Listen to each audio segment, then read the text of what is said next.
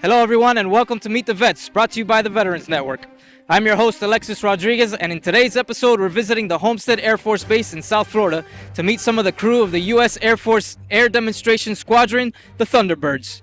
Join me today to learn their motivations, their day-to-day lives, and how they've become leaders in their field. Let's take a look.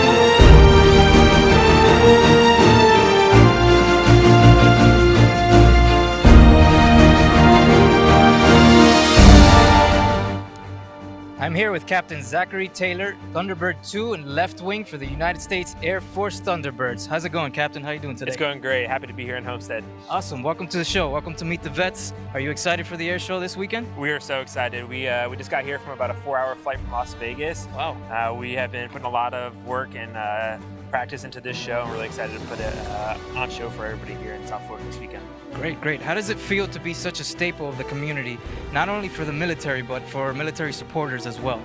It's an honor for me to be in this position. It's a 2-year position for me, so it's just a brief moment in time for my career, but it means a lot for this team, for our Air Force, and for this country. It's a great responsibility to have. Wow, that's amazing. That's amazing. So let's go from the beginning, Captain. What made you decide to join the military, and why the Air Force? That's a great question. So my grandfather was a pilot, and I spent every summer with him in South Carolina building model airplanes, flying airplanes, Wow. dreaming about airplanes. He was a World War II veteran. No way. And everything we talked about was aviation. So from a young age, he pushed me towards this, and I've wanted it since I was a little kid, and it's been my motivation, my inspiration since as far as that. Wow, so long back it's legacy in your family, and it was just instilled into you since childhood until you're growing up now. Yeah, definitely. That's amazing. That's like a dream come true for you. It is. It is absolutely a dream come true. Wow, that's amazing. That's amazing. So tell me a little bit about your day-to-day. What is your training like? What do you do with the jets when you fly, stuff like that? Yeah, definitely.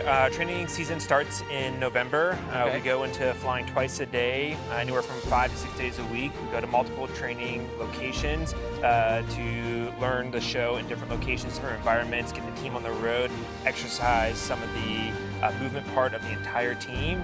And then as we get into show season, wrapping up in February, we start to get show ready. We go into show season, traveling from Thursday through Monday. Mondays we get back to Las Vegas, practice twice on Tuesday, have our day off on Wednesday, and then we hit the road again on Thursday. You guys are very busy. We are very, very busy. So how long would you say that you guys train on a daily basis? Our daily hours are anywhere from 10 to 12 hours. With 2 sorties in those training days. So a lot of work for about an hour or 2 of flying, but a lot goes into the brief and the debrief and the learning aspect of it. Wow. So there's a lot of planning aspects to what you guys do in the air, right? There definitely is. There's a lot that can happen in the air, and then we like to really focus on the debrief to learn about what we're doing right and wrong so we can bring it to the next practice, the next show. Wow, that's incredible. Do you guys practice individually and then practice as a group as a whole, or is it always you guys are all together in the air? The coolest thing about this team is that day 1 of our training season, we took off with all 6 pilots in the Delta, and we went out to what we call the range, our training airspace. Okay. And we started off day 1, sortie 1, as all 6 jets out in the airspace. Now, we weren't super great. We've worked really hard to get past that and get to where we are now. And then throughout the season, we find other ways to train, whether it's 2-ship or a 4-ship or the 6-ship as required to get the show ready. Wow, that's incredible. So how would you say that the military has trained you or helped you become a better leader? It starts with, at a young age, going through RTC at the University of Alabama, leadership lessons there, and then going in through pilot training. You learn, one, how to lead your own aircraft, but then as you become a fighter pilot, you learn how to lead others, whether it's in the air, on the ground. And you get faced with so many different circumstances, whether it's a aircraft emergency or a tactical issue, and you learn how to fight through those, both on the ground and in the air, and really develop your leadership style through that. Wow, so it deals with a lot of teamwork as well, right? You have to count on your fellow man or woman that's flying next to you, or your whole squadron, right? I mean, I could imagine you guys are all flying up there, and any miscommunication can be fatal to you guys flying around. Well, the big thing here is that you see 6 jets here in a show. There's 130 people in this team that are making those 6 jets go airborne every single day.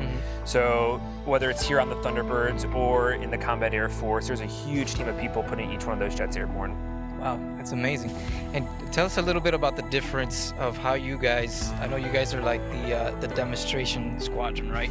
Is there any difference between you guys flying here and then when you guys get combat ready and deploy overseas? It's very similar but very different at the same time. Right. In order to fly this demonstration, we all have close to about 10 years in the Air Force flying. So we've honed in our flying skills in a combat Air Force aircraft, so a gray painted aircraft. Right. And we take those skills here to bring in precision flying at really close proximity. Right. So the flying is a little bit different, but you need all the experience that you've learned in the Combat Air Force in order to get here. Wow, that is amazing. I can't imagine you guys doing that. That has to be so much fun and yet exhilarating, and like it's just an adrenaline rush because you're in constant danger if you don't do the right maneuvers or the right, calls and planning to do what you guys do in the air.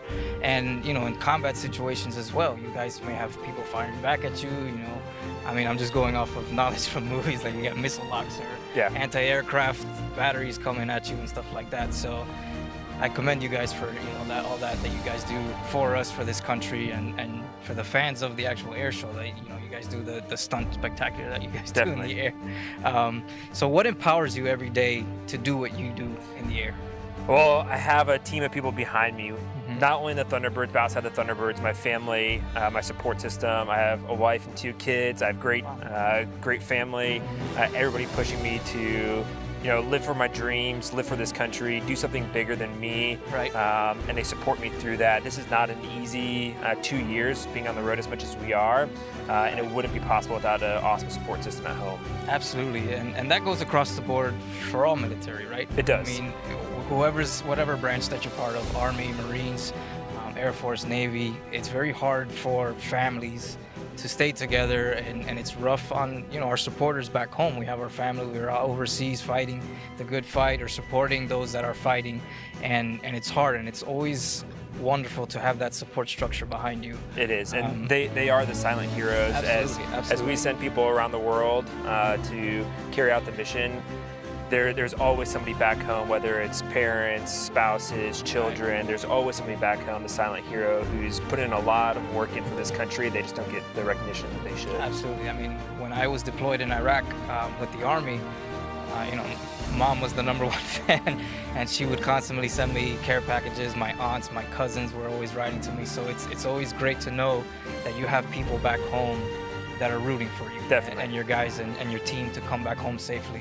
Exactly. Back to open arms and to their love of the family. Yes, exactly. That's great. So is there any advice that you can give others out there that are looking to develop their leadership skills like you do here in the military? I would just say in general, whether it's leadership or goals in life, is to set a goal and have dreams. None of this is possible without having a dream. Absolutely. And it all starts with a dream. There's so many amazing things that you can do in your life if you just have a dream, have a goal, and work towards it. For leadership, it starts with figuring out who you are and what you like to see in leaders, and then carrying that out each and every day, whether it's leading somebody or just interacting with people on a daily basis.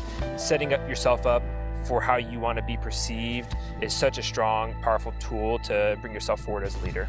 Absolutely, absolutely. That's one of the biggest things about leadership, right? Having your team follow you, but instill those leadership qualities into them so that they can grow. Definitely. But get better in their careers and pass it on, right? We want leaders to grow with you so that later generations can feel the same way and they can pass on their leadership skills as well. All right, Captain, so we're going to do a couple rapid fire questions now, okay? So shoot from your cockpit, give me some Sidewinder missiles. All right, I'll see what I can answers, all right?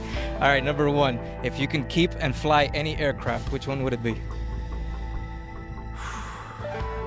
So I grew up in the Air Force flying the F-15C, and I have to go back to it.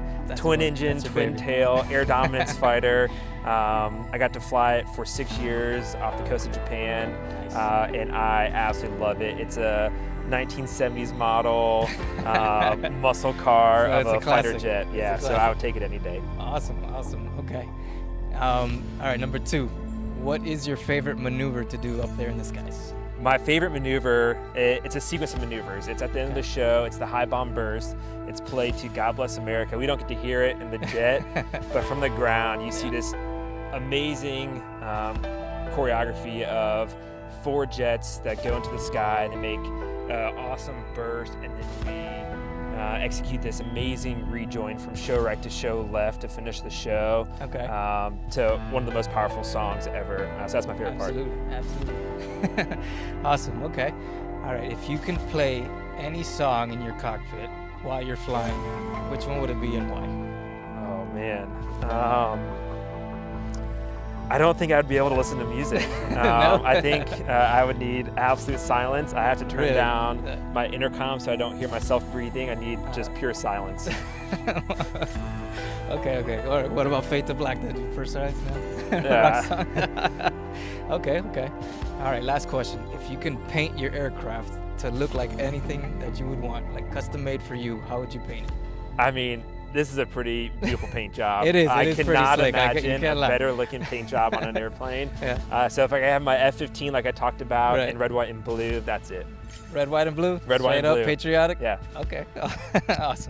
Awesome, Captain. Thank you for your time. Thank you. I just want to say it was an honor and a pleasure talking with you today, sir. Yeah, and thank you so much. Thank you for your service. You too. And thank you for all you do. Good luck with the show. And I hope you guys just absolutely kill it this week. Thanks so much. Absolutely.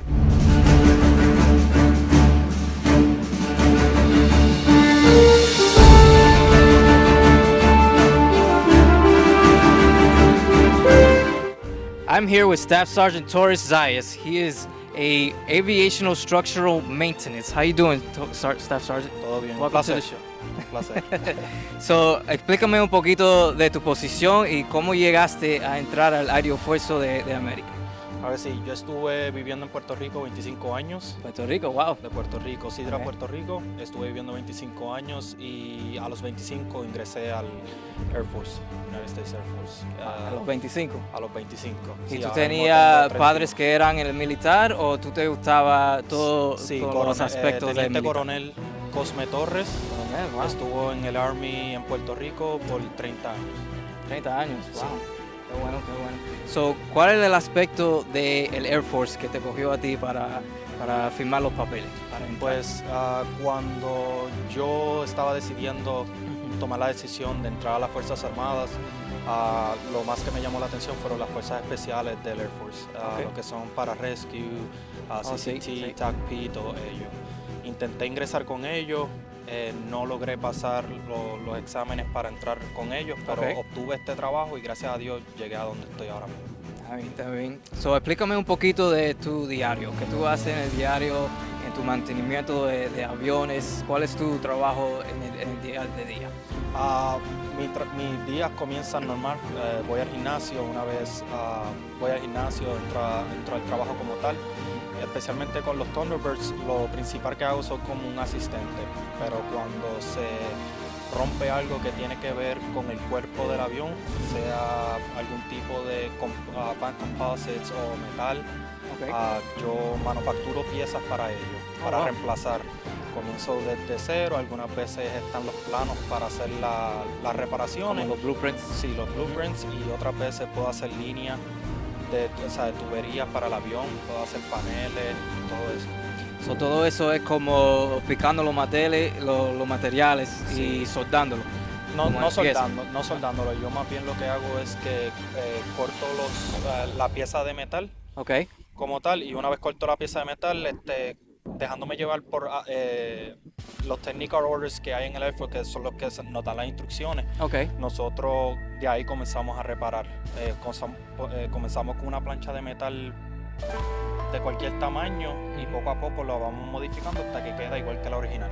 Wow, buenísimo. So, tienes que estar como una creatividad con las piezas que están armando los aviones. Exactamente. Wow. Y una de las cosas que más me gusta de este trabajo, cosa que no me arrepiento de haber entrado al Air Force, es el hecho de que a mí siempre me gustó el arte, y una vez obtuve este trabajo es literalmente como si estuviese trabajando con arte, porque todo tiene que quedar igual que el original. Exacto. Y es muy importante porque tú estás tocando el avión antes que los pilotos entran, right? Tú tienes que asegurarse que los aviones son funcionando bien, todo está, el equipo adentro, los mecánicos, todo eso está funcionando bien, porque si no, algo puede pasar a los pilotos, algo fatal en el aire, algo así. So, es muy importante el trabajo que tú haces, porque tú eres más como el backbone y el support atrás de tus pilotos y los aviones. Sí, y una de las cosas que más me gusta del Air Force es también eso, la posición en la que me ponen. A cualquier error que tú cometas puede costar una vida. So, es importante que tengas buena atención a los detalles, a cualquier cosa mínima que ocurra en la reparación, y asegurarse de que todo está dentro de los parámetros de lo que el Air Force quiere. Wow, increíble. So, explícame un poquito cómo tú piensas el militar te has hecho un líder. Bueno, siempre yo veía a mi papá, que estuvo en la milicia, como alguien de admirar, alguien que yo quería seguirle los pasos y llegar a alcanzar ser esa persona que él llegó a ser en Puerto Rico. Y una vez yo ingresé al Air Force, pues siempre tenía miedo, siempre era tímido, el language barrier, todas esas cosas, pues era un poco complicado, pero poco a poco ellos te dan clases, te ayudan. Hay personas que son tus mentors, esas personas te inspiran a ser te mejor, entrenan, te enseñan y son mentores para tu vida y tu carrera. Sí, ellos como tal me inspiraron, incluso tenía mucho que yo los veía, yo decidía que si en algún momento de mi vida yo alcanzaba a ser del rango que ellos eran, yo quería ser igual a esas personas. ¿Entiendes? Traer soluciones a la mesa y no problemas para mis supervisores.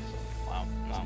So, ¿cuál es un poco de sugerencia o son suggestions o las opiniones tuyas que tú puedes decir a la gente cómo pueden mejorarse en la manera de leadership, como tú estás haciendo en el militar? En la manera de leadership como tal, es bien importante estudiar. ¿Estudiar? Sí, estudiar es muy importante, leer. Es bien importante, una de las cosas que me ha ayudado son libros que te ayudan a mejorar, tanto mental, el ejercicio es bien importante, también eso no se puede dar desapercibido, pero estudiar y buscar una persona que tenga una iniciativa positiva, que siempre aspire a ser excelente en cualquier cosa que sea, lo más pequeño que sea, y seguirle los pasos, buscar un mentor, eso es lo mejor que uno puede hacer. Buenísimo. La última pregunta, ¿qué representa o cuál es el orgullo tuyo para representar a los hispanos en el militar? Bueno, viniendo del área donde yo vine, viendo en Puerto Rico lo que estaba pasando y todas esas cosas, yo decidí abandonar mi isla, como mucha gente dice, y entrar a las Fuerzas Armadas. Realmente mi apellido como tal. Es lo que yo quiero dejar la marca de mi nombre en algún momento, y por eso siempre, como dije, aspirar a siempre ser excelentes, ser el primero en ser el voluntario, ofrecer tu servicio a lo primero que pregunten, así lo que te pidan no sea bueno. Siempre es bien importante tú siempre darle el paso extra, dar un paso primero que todas las personas, cuestión de poder echar adelante. Y una de las cosas que se habla mucho en el Air Force es el resilience. Sí, entonces eso es bien importante en el Air Force, el hecho de que no importa cuántas veces te caigas, tener las herramientas para levantarte nuevamente. Absolutamente. Y eso es muy importante. Tú no puedes dejar algo tumbarte y te quedas en el piso, ¿sabes? Tú tienes que levantarte. Si cometiste un error, algo así, aprender de eso y mover para adelante. Y eso es algo que tú puedes hacer con tu equipo igual. Todo el mundo te soporta, te apoya para mover para adelante, para completar la misión o el goal que estás haciendo. Absolutely. Ok, vamos a hacer algunos rapid fire questions contigo. Okay. So, tú eres mecánico.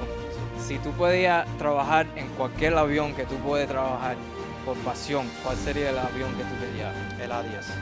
¿El cuál? El A10. A10. Okay. A10, sí. Yo tuve la oportunidad de trabajar en él en Moody Air Force Base en Georgia. Tuve la oportunidad y ese ha sido como tal mi avión favorito. Está bueno, está bueno. Ok. Parte de tu equipo aquí de los Thunderbirds, ¿cuál es el maneuver más favorito que ellos hacen en el aire? El Super Delta.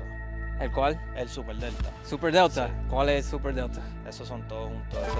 Verlos todos juntos es Así, mi favorito. Sí. como el equipo volando, Sí. haciendo su cosa. Sí. De verdad que sí, ese es mi favorito. Ok. ¿Cuál es tu canción favorito cuando estás trabajando en los aviones? ¿Cuál canción o música te pone en el mood para trabajar mejor?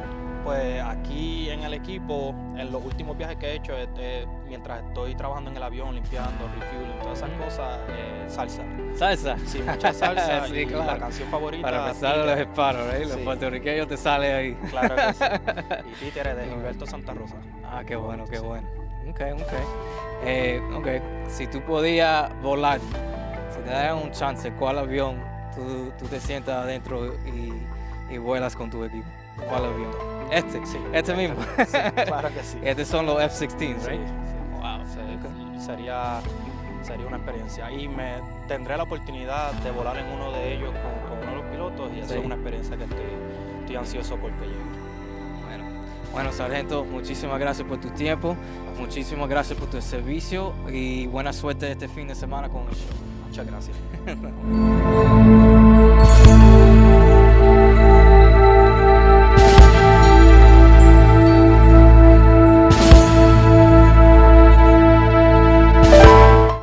I'm here with Captain Kaity Toner, Public Affairs Officer for the United States Air Force Thunderbirds. How you doing, Kaity? Welcome to the show. I'm good. Thank you so much for having me. Absolutely, absolutely. Are you excited for the air show? Oh, I'm so excited. Yeah? It's been a while since we've been to South Florida. Okay. It's the beginning of show season. This is our third show of the season. Wow. So we're really excited to be here and excited to bring the noise to South Florida. Absolutely.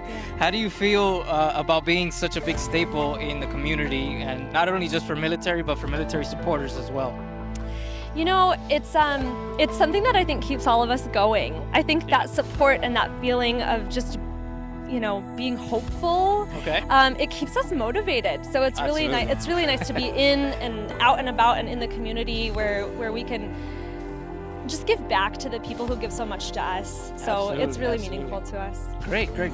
So let's start from the beginning, Katie. What Okay. made you decide to join the military and why the Air Force? Great question. So my parents actually met at the United States Air Force Academy. Nice. Okay. So long story short, they met, but neither of them served. There's a whole long story with that as well. But Okay. so growing up, my brother and I were like, okay, we're gonna go to the United States Air Force Academy. No idea what that means, but we're gonna go to the United States Air Force We're gonna Academy. do it. Why not? And so, you know, we both followed through. We both did it. So my brother and I both served, and I'm still going. Nice. But it's one of those things where you don't really know what you're getting into until you're there. So you're in it, right? And I always tell people the reason you join is not always the reason you stay. The reason you Absolutely. stay is for the people next to you. Awesome. For your team. Yeah, The for ones the that are team. serving to your left and to your right. Exactly. Awesome. So, Katie, tell us a little bit about your day-to-day and some of the training that you do with the Air Force. Oh man. Okay. So my job, don't tell anyone I said this, but it's the best job on the team. Oh, it has to be, right? We get to do in public affairs, we get to do a little bit of everything, which is why I Okay. love this job. We get to fly in some of these bad boys back here. We get Really? to take all the photos and videos that you guys see online, all the Wow. social media that's done by my team. So Okay. the fun part about my job is that I get to basically embed in any section that I want to. I can go hang out with sheet metal, I can hang out with the pilots, Yep. I can hang out with avionics and learn how the avionics work on the Right, aircraft. right. So it truly is a wonderful job. And the training, as you asked, is for public affairs officers. It's about 3 months at Fort Meade. It's joint, so we train with the Army, the Navy, Nice. the Marine Corps, Okay. the Coast Guard. It's wonderful training. It's a lot of fun, and I've been doing it for about 8 years now. Wow. And it doesn't get old, especially when you have this. No, it can't. I mean, you're on a flight No. line with F-16s. That can't get old. No, it doesn't get old. Awesome. So, how do you think the military has impacted you and developed you as a leader? Oh, that's a fantastic question. The military makes you grow up really fast. Oh, it absolutely does. You're pretty much just kind of thrust into life.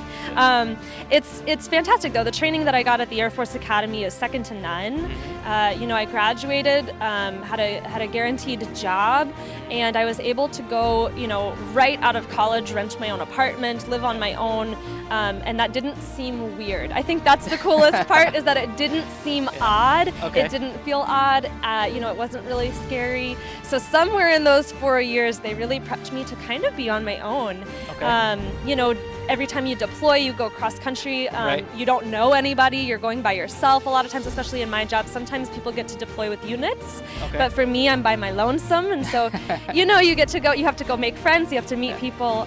But I think one of the greatest things the military gives us is that training, that basic military training, attention to detail. Oh, that's a all of our military members. It's not just applicable to how we make our beds, I'll put it that way. It really helps out with Hospital these machines. corners, right? And 45 those degrees. hospital corners. I mean, it applies to every aspect of life, though. No, and so absolutely, I think absolutely. that attention to detail and just the accountability that the military teaches you is something that you don't really learn in other places. Right. So. Wow, absolutely. So what empowers you to do what you do every single day? Everybody else. Everybody else? Yeah, so it's kind of funny. It's one of those things where we, like I said before, we couldn't do what we do without the support of the nation. And so I think if that support wasn't felt, it would be a lot harder to do what we do. Especially on this team, we spend about 300 days on the road a year. Wow. I'm away from my husband and my dog for 300 days a year. I don't get to take a lot of vacation to see my brother, my mom, my dad. Okay. And it's all got to be worth it, right? And it 100% is, 1,000% when I get to go and meet, those little girls in the crowd who say, wow, you've really inspired me. I want to go do this, or I want to do that. And when I get to tell a little girl, you can be anything you want to be when you grow up. Oh, absolutely. That's I'm so empowering set. for that. Yeah, I'm set. You're It's basically, warmed my heart. you're basically being a role model for these little girls that see you. Yeah. She's an Air Force captain. Oh my gosh, and she works with jets every single day. Yeah. That's awesome. For And you little never girls, you never set out to be a role model, right? Right. And It it's just very naturally humbling. happens. It's very Absolutely. humbling to even be viewed as one. But when you get to see that smile on a little That's girl's everything. face or a little boy's face, and you know that you were a part of making that happen, Absolutely. it's all worth it. Absolutely, absolutely. So at Telemundo, we have a saying for strong, empowered leaders that are women. Okay, we call them mujeres imparables, and that means unstoppable women. What makes you an unstoppable woman? Woof. I think that's a tough question. I think a lot of other people might consider me unstoppable. I think a lot of women are hard on themselves, Absolutely. and we don't consider ourselves to be unstoppable. But I think what makes all of us strong and unstoppable is each other, and it's that tenacity. Oh, yeah. Perfection doesn't exist. Sorry, perfection does not exist. We try our hardest, Okay. and sometimes the best you can do is acknowledge the mistakes that you've made and get better every day. Absolutely, And I think absolutely. having that mentality and that tenacity is what can make all women unstoppable. Absolutely. Great, great, great. All right, let's do a couple rapid fire questions. Oh, here, okay, Captain, I'm ready. If you can have your own jet and fly it every single day, which model would you be flying in? F-16D. We don't have a D model behind us. The D model is Okay. the two-seater, Okay. and that's then I could take someone you with can me, fly so I'm with not your by dog. myself. I could fly my dog if I wanted to. Awesome. I don't know awesome. if she'd be able to handle it, but Yeah. Okay. Second question. Let's see. What is your favorite maneuver to see your team flying in the air doing? Oh, okay. I've got two. Two. Okay. I've got two because I can't leave there's a whole rivalry. So tough there's the choice, diamond and the solos. Okay, so I have to give you a diamond maneuver and a solo maneuver. Okay. My favorite diamond maneuver is actually the diamond purr. And it's my favorite because they're flying the closest formation that they will fly. It's about 18 inches apart. Wow. And the boss's vector is actually into the ground. The only reason they don't crash is because number two's lift is keeping them straight and level. So if anyone's out of position, that maneuver is not done. going to happen. They have to call it off. So Wow. it's perfection. It's as close to perfect as we get. It's absolutely beautiful. It's incredible. The precision. It's just, yeah, it's amazing. And then for the solos, my favorite is called Calypso. Okay. And it's when number 5 is inverted and creates a mirror image with number 6 beneath him. So they're looking at each other. Yeah, they get to look at each other. Down. You get to wave. If you ever fly it with them, you get to wave. Wow, that's incredible. That's incredible. Those are my 2 favorites. Okay, so let's see. If you had your own aircraft, right? How would you paint it to customize it for you? Like that. Just like that? Original Thunderbird paint job? Just like that. I wouldn't change a thing. Oh wow. Okay, so you're patriotic and you're staying true to your squadron here. Yes. Absolutely. Awesome. Well, Captain, thank you so much for the time that you had. Thank you. I appreciate it. It's been an honor and a pleasure talking with you today. Thank you. Absolutely. Thank you for your service. Thank you for yours. Appreciate it. Thank you. All right, guys.